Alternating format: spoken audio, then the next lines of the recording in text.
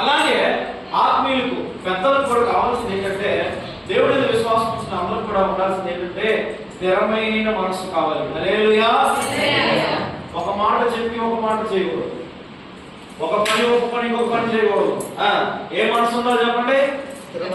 స్థిరమైన మనసు ఉండాలి. ఆమేన్.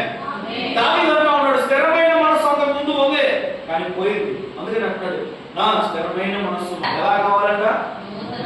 నూతనంగా ఇవ్వాలి దేవుడు. అప్పుడు దేవుడు స్థిరపరుస్తాడు. అప్పుడు నువ్వు స్థిరంగా ఉంటావు, మీ ఆలోచన స్థిరంగా ఉంటాయి.